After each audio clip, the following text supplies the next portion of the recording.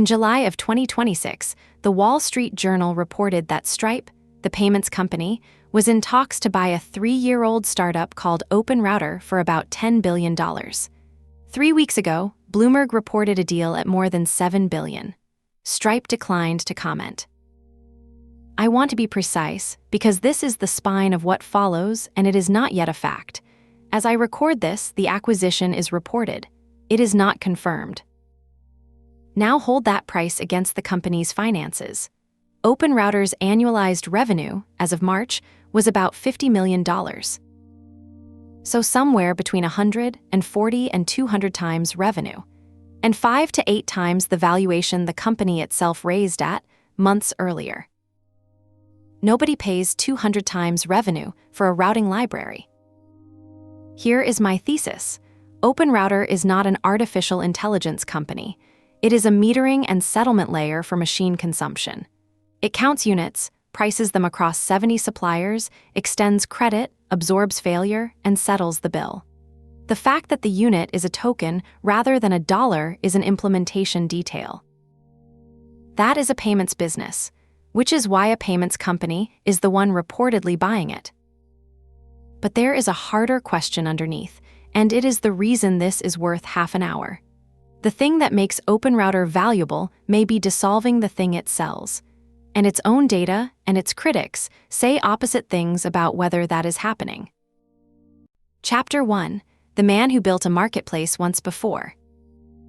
Alex Atala has built 2 marketplaces. The first made him famous, then made a cautionary tale of itself.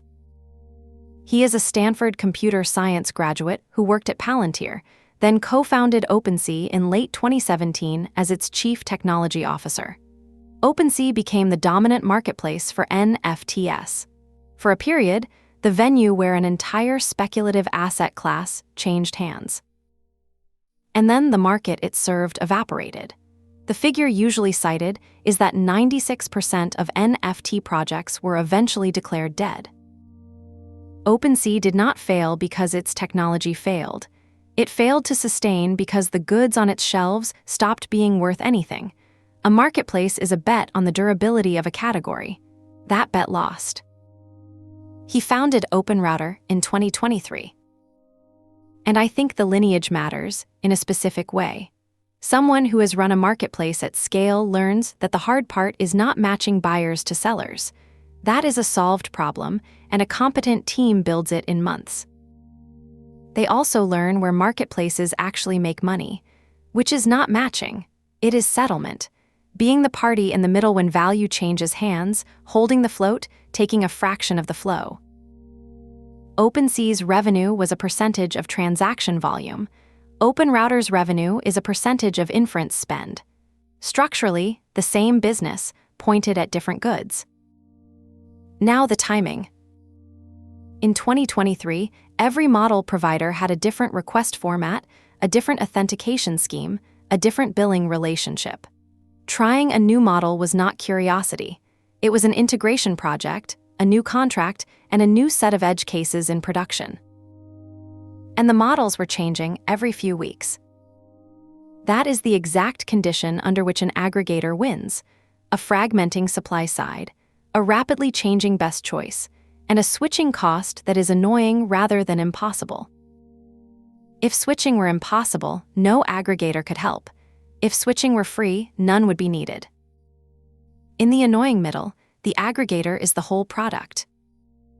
Hold on to that, because by the end I am going to argue that OpenRouter has spent 3 years eliminating the exact friction that justified its existence.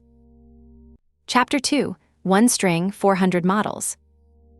The product is simpler to describe than almost any company of comparable value. There is one endpoint. It accepts a request in OpenAI's format, and any model from any provider is selected by putting 1 string in that request. Anthropic/Claude, DeepSeek/DeepSeek v4 Flash. That is the entire interface. 400 models across 70+ providers behind 1 URL, 1 key, 1 bill. The decision that made it work was adopting OpenAI's request format exactly. By 2023, that format had become the default, not through any standards process, but because OpenAI shipped first and an ecosystem grew around it. Every tutorial used it. Every framework spoke it. Millions of lines of production code assumed it. OpenRouter did not invent a better format. A better format was available. Instead, they copied the incumbents exactly and positioned themselves as a drop-in substitution. So adopting OpenRouter costs you 2 lines. Change the base URL, change the key. Everything else keeps working, and now it reaches 400 models instead of 1. And critically, there is no commitment. You can point it back tomorrow. They made themselves trivially easy to adopt by also making themselves trivially easy to abandon, which sounds like weakness and is in fact how you get 8 million developers to try you. Now, underneath that, OpenRouter makes 2 separate decisions on every request, which model answers, and which company's hardware actually serves it. That second decision only exists because of open weights. If you want Claude, there is one place to get it. But if you want DeepSeek, the weights are public, and dozens of companies serve the same model at different prices, different speeds, different reliability. So for open models, there is a genuine market underneath the model. The same good, from many sellers, at different prices. That is the definition of a commodity market, and commodity markets are where routing creates real value. Which means something worth holding on to. Every open weights release expands the surface where routing pays. When Chinese labs flood the market with permissively licensed models, they are not just competing with OpenAI. They are manufacturing OpenRouter's addressable market. And how does it choose? This is documented, and it is more opinionated than most users realize. First, any provider with an outage in the last 30 seconds drops to the back of the line. Not removed. Demoted, which avoids everyone piling onto the survivors. Then, among the healthy providers, it weights by the inverse square of price. Their own example. A provider 3 times cheaper is roughly 9 times more likely to be tried first. That is not a mild preference for value. It is an aggressive, compounding push toward the cheapest seller, and it is the default on every request where you have not said otherwise. Remember that, because when people argue that OpenRouter is commoditizing the models it sells, this is not a metaphor. It is a function, running on 100 trillion tokens a month, and its opinion is cheaper. Chapter 3, 5% of everything. Now the business model, which is stranger than most descriptions convey. OpenRouter does not mark up the tokens. A model costs you roughly the same through OpenRouter as calling the provider directly. They are not buying wholesale and selling retail. So where does the money come from? A fee of about 5.5% when you buy credits. And for customers bringing their own provider keys, the first million requests a month are free, and above that they take 5% of what it would have cost. No subscription, no seat license, roughly 5% of inference spend. Refusing to mark up the tokens is smarter than it looks, and it does 3 things at once. It removes the obvious objection. The first question anyone asks about a middleman is what it is costing them. If the tokens cost the same as going direct, the conversation ends. It keeps their recommendations honest. Their algorithm aggressively pushes you toward cheap providers. If they marked up tokens, cheap routing would cannibalize their own revenue, and the incentive would be corrupted. And it makes the fee feel like a payment charge rather than a tax. 5.5% on a credit purchase reads like card processing, because essentially it is. That last point is not a flourish, it is the business. There is also something nobody mentions. OpenRouter runs on prepaid credits. You buy a balance, you draw it down. That is a float. Customer money held before the service is delivered. Floats are one of the great quiet businesses in finance, and a customer sitting on a $2,000 balance is not migrating to a competitor next week. They will spend it down first. That is switching friction the company acquires for free by being paid in advance. Now the company owns no hardware, no GPS, no data centers, no capacity commitments. It is a routing and billing layer over other people's silicon. Very high gross margin, and it grows by adding rows to a database while everyone else signs billion-dollar compute contracts. But that cuts both ways, and here is the crux. There is no capital moat. Nothing here is expensive to replicate. The routing logic is a few thousand lines. The request format is public. And LiteLLM does much of it, open source, self-hostable, free. So compare the 5% to other intermediaries. Card networks take 2 to 3%, defended by 50 years of two-sided network effects, regulation, and fraud liability nobody else will assume. App stores take 15 to 30%, defended by controlling the only route to the device. Marketplaces take 10 to 20%, defended by liquidity. OpenRouter charges a marketplace rate on payment processor defenses. There is no hard lock-in. There is no regulatory moat. Model providers do not need OpenRouter to reach customers and would prefer the direct relationship. There is no side of this market locked in by the other.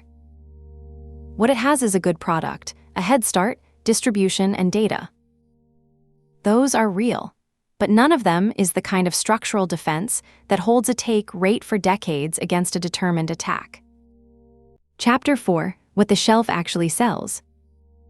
OpenRouter publishes, in public and near real time, which models are actually being used and how much. I think this is the most consequential thing the company has done, and it has almost nothing to do with its business model.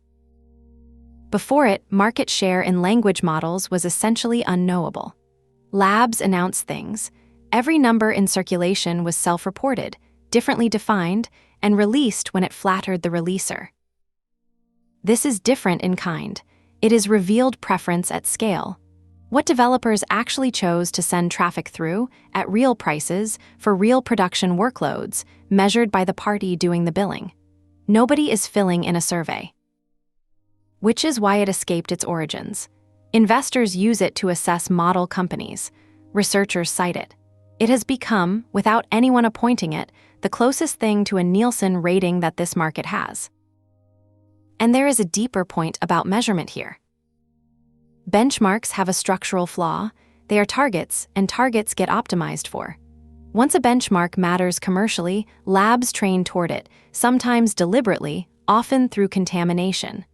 The measurement degrades precisely as it becomes important. Usage data does not have that flaw.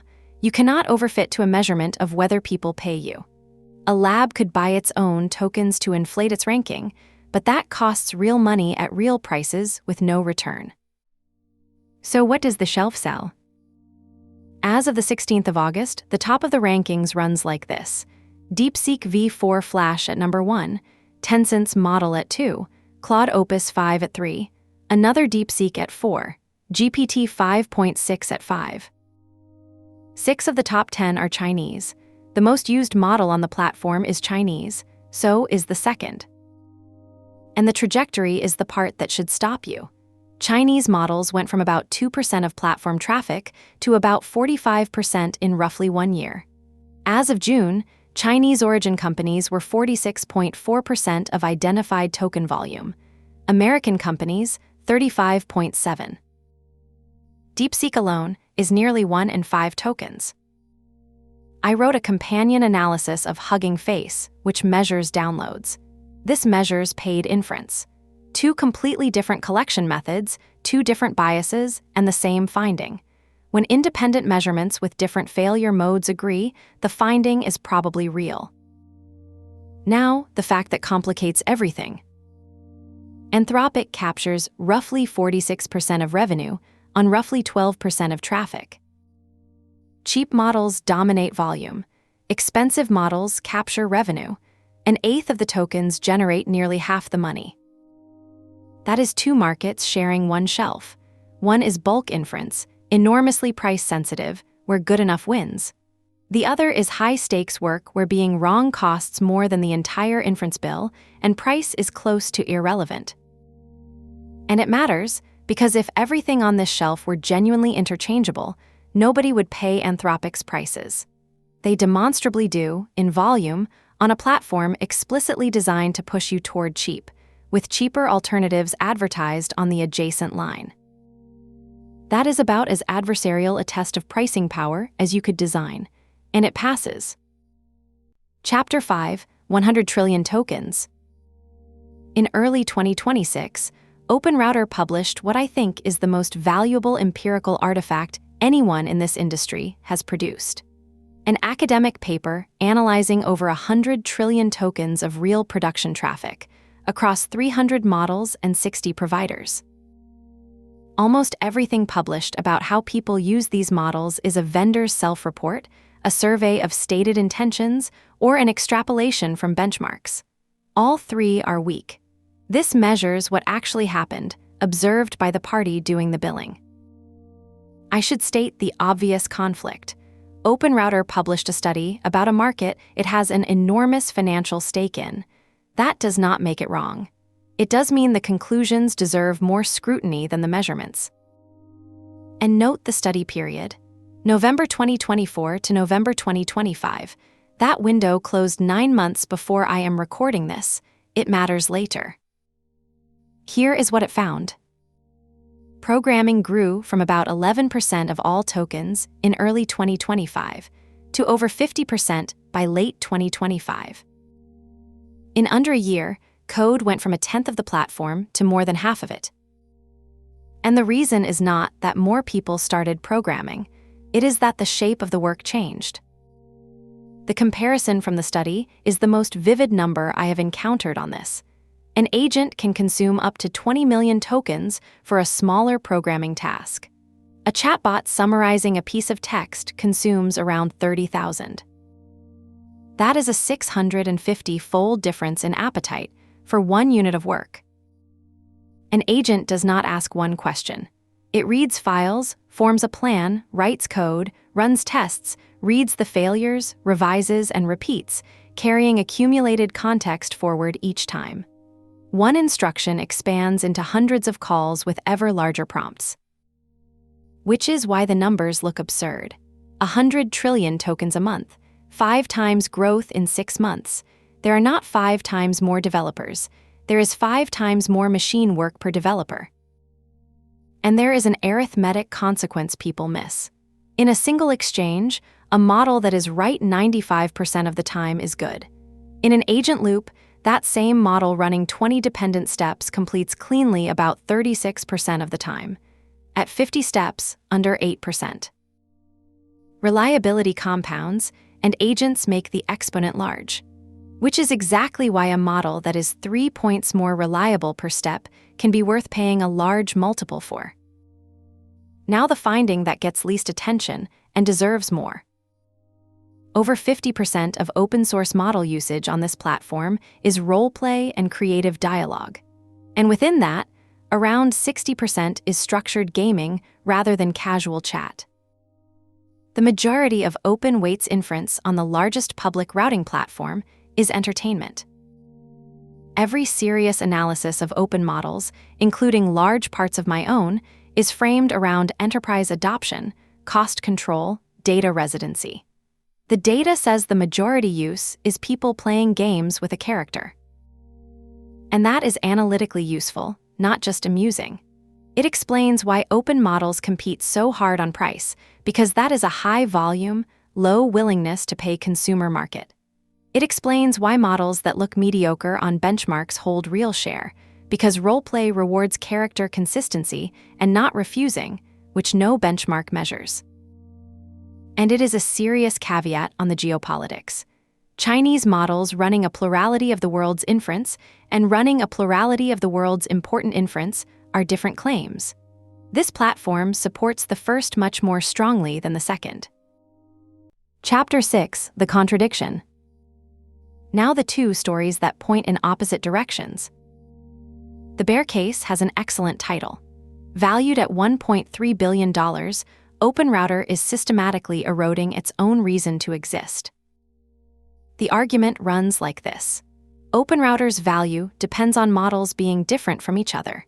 If they were identical, you would not need a router, you would need one. A PI routing is valuable precisely because choosing well matters. but by putting 400 models on one surface. With transparent pricing and a public leaderboard, OpenRouter turns models from differentiated brands into comparable commodities. The metaphor is exact, and I have not improved on it. It is a supermarket shelf. Put all the shampoos together and attach price tags, and brand loyalty converts to value shopping remarkably fast. So the paradox: the more successful the shelf, the less differentiated the inventory. And a marketplace taking 5% on interchangeable goods is a very thin business. And I can push it further than its author did. The real vulnerability is not that models commoditize. It is that OpenRouter has spent 3 years making switching trivial, but an aggregator's value comes from the annoyance of switching. By standardizing so thoroughly that 400 models sit behind one request shape, they helped establish a convention that every provider now implements directly. The integration burden that justified an aggregator in 2023 is substantially gone in 2026, and OpenRouter helped remove it. Now, the problem with all of that. OpenRouter's own study measured price elasticity across the market. If the shelf really had turned models into interchangeable goods bought on price, you would expect a strong effect. Cut price, gain share. What they found was that a 10% price decrease corresponds to a 0.5 to 0.7% usage increase. Have your price, gain 3 or 4% more usage. That is not a market that buys on price. That is a market almost completely insensitive to it. The author's own phrase is a segmented rather than commoditized market. And 2 other findings point the same way. A sustained price spread of up to 800 times between premium and open models on a single platform with public pricing, and cohorts retaining about 40% of users at month 5 in a market where switching is a string edit. So how do I reconcile them? 3 observations. First, and most importantly, the dates do not overlap. The study covers November 2024 to November 2025. The commoditization evidence is 2026 data. These are not disagreeing about the same period. They are describing consecutive ones. The market may simply have been segmented through 2025 and begun commoditizing after. Second, they are measuring different quantities. The study measures whether a given model's usage rises when its price falls. Barely. The critique measures whether traffic migrates from expensive models to cheap ones over time. Dramatically. Both can be true, and the mechanism that reconciles them is that existing deployments are sticky while new ones choose fresh. In a market growing 5 times in 6 months, most traffic is new deployments. Share migrates not because anyone switched, but because everything built this quarter chose differently from last quarter. Third, both parties have incentives. A company reportedly being acquired for $7 billion has every reason to want its market to look durable rather than like a race to the bottom.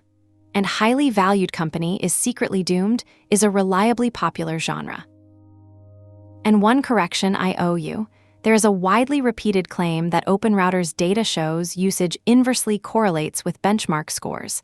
I believed it during the research. When I went to the paper to cite it, it is not there.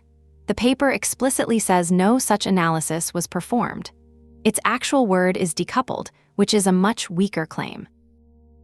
Secondary sources upgrade hedged findings into striking ones, and the striking version travels. It caught me once here. Chapter 7, Why Stripe? So why would a payments company reportedly pay $7 to $10 billion for a business with $50 million of revenue? Let me clear away the bad explanations first. Nada I hype. Stripe is an operating company with a long record of buying infrastructure rather than narrative, and it would be paying in its own equity. Not the models. OpenRouter has none. It trains nothing and owns no weights. Not the technology. The technology is a router. LiteLLM does most of it, open source and free. If Stripe wanted routing software, it would build it in a quarter for a rounding error. And certainly not the revenue. At 200 times no. So describe what OpenRouter does in neutral terms, with the artificial intelligence stripped out. It maintains relationships with 70+ suppliers. It receives a request for a unit of goods. It selects a supplier on live price and availability. It meters exactly how much was consumed. It prices that across heterogeneous rate cards. It absorbs the cost of failed transactions, which it literally calls insurance. It extends credit through a prepaid balance. It settles with suppliers, and it hands the customer one invoice for consumption across dozens of counterparties. Which industry is that a description of? It is not artificial intelligence. It is payments. It is the metering and settlement stack, with tokens as the unit of account instead of dollars. That is why the buyer is Stripe, and it is why the price does not track revenue. Stripe is not buying a router. Stripe is buying the position of being the meter on machine consumption. And the strategic logic runs deeper than it first appears. Stripe's real business is being the financial layer software companies build on, and its most significant recent product work has been metered billing, helping companies charge for consumption rather than seats. That is not a coincidental adjacency. Seat-based pricing assumed a human using an application. A company selling an AI coding assistant cannot price per seat when one seat might burn 20 million tokens in an afternoon. The whole industry is being forced toward usage-based pricing, and usage-based pricing requires metering and settlement. Stripe sells the machinery for charging your customers for consumption. OpenRouter operates the machinery for being charged by suppliers, two ends of the same pipe. But I want to be honest about where the analogy breaks, because it breaks somewhere important. Visa's position rests on merchants needing consumers and consumers needing merchants, with the network in between and neither side able to defect alone. OpenRouter has no such structure. Model providers do not need OpenRouter to reach customers. There is no side of this market locked in by the other. There is no regulatory moat. There is no fraud liability nobody else will assume. So OpenRouter has the economic shape of a payments business, without the structural defenses that let payments businesses hold their rate for decades. Which reframes the acquisition, and I find this more persuasive than either the bull or the bear case. Stripe would not be buying a business that already has network economics. It would be buying a position that could become one if the right defenses are added. And Stripe is one of very few acquirers that actually owns those defenses. So the verdict, and what would change my mind? 4 falsifiers, stated so you can check them. 1. Providers disintermediate on price. If the major labs offer volume tiers available only on direct contracts, enough that routing costs more than it saves, the 5% evaporates for exactly the high spenders who generate the revenue. 2. And likeliest, the take rate compresses. Lytel LM is free. Portkey was bought by Palo Alto Networks in May and folded into a security product because a gateway that sees every prompt leaving your organization is a data loss checkpoint. Cloudflare bundles one. When routing becomes a free feature of something you already pay for, its standalone price goes to 0. 3. Model consolidation. If the market collapses to 2 or 3 clearly superior models, the router's job disappears. I rate this unlikely. The data points hard the other way. No single open model exceeds 25% share, and new entrants take the top spot within weeks. 4. The split market resolves toward quality, value concentrates with the labs, and the shelf is left intermediating the cheap half. And a 5th that is not a falsifier, but would end the story. The deal may simply not close. Reported is not confirmed, and a 40% gap between 2 outlets' prices is not the signature of a settled transaction. But here is what I am confident about, and it is narrower than the thesis. Whatever happens to the company, its leaderboard has already changed this industry. Before it, model market share was a press release. Now there is a public number derived from what people actually pay for. And it says 3 uncomfortable things. The market buys cheap far more than the benchmark discourse suggests. It increasingly buys Chinese. And the highest value inference is a small fraction of the volume, with 1/8 of the traffic producing nearly half the revenue. None of those was legible before someone started publishing the meter. That is the thing worth knowing. The rest is a very well-built router.